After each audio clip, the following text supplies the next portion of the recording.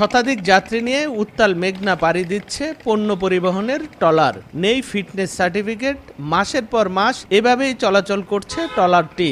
অথচ প্রায় ৬ মাস ধরে বন্ধ ওই রুটের বিআইডব্লিউটিসির একমাত্র সি ট্রাক।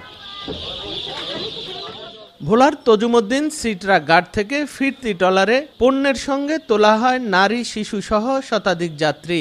নেই কোনো বসার স্থান ও নিরাপত্তা সরঞ্জাম। হাঁসফাঁস অবস্থা যাত্রীদের। অথচ সরকারের নির্দেশনা ১৫ মার্চ থেকে ১৫ অক্টোবর পর্যন্ত মেঘনার ডেঞ্জার জোনে সি সার্ভে ছাড়া যাত্রী পরিবহন করতে পারবে না কোনো নৌযান। ওই রুটে যাত্রীদের নিরাপদ পারাপারের এসটি ইলিশা নামে একটি সি ট্রাক বরাদ্দ দেয় বিআইডব্লিউটিসি। গত বছরের নভেম্বর থেকেই যান্ত্রিক ত্রুটির কথা বলে বন্ধ রাখা হয় সি ট্রাকটির চলাচল। অভিযোগ রয়েছে, ট্রলারে পারাপারের যাত্রীদের জিম্মি করে আদায় করা হয় অতিরিক্ত ভাড়া।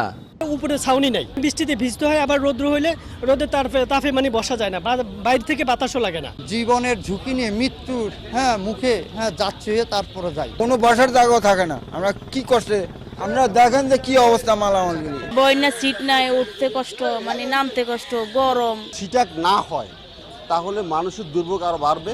ইজারা সংক্রান্ত জটিলতা কাটিয়ে শিগগিরই সি ট্রাক চালুর আশ্বাস দিয়েছে কর্তৃপক্ষ। আর ব্যবস্থা নেয়ার আশ্বাস নৌ পরিবহন প্রতিমন্ত্রীর। টেন্ডার দিয়েছে, তো ওইটা টেন্ডার যে পার্টি পেয়েছে ওরা এটা বুঝে নিয়ে নিলে এটা আবার চলবে। আমরা হয় ব্যক্তি মালিকানাধীন হোক কিংবা সরকারি জাহাজ হোক, আমরা চেষ্টা করব সেই যানগুলোকে সরবরাহ করার জন্য। কোথাও কোনো অঞ্চলের নাগরিকরা নৌপথে ভোগান্তির শিকার হবে, এই জিনিসটাকে আমরা হতে দেব না। তজুমউদ্দিন মনপুরা সহ মেঘনার 10টি রুটে অবৈধভাবে পণ্য পরিবহনের ট্রলারে চলে যাত্রী পরিবহন।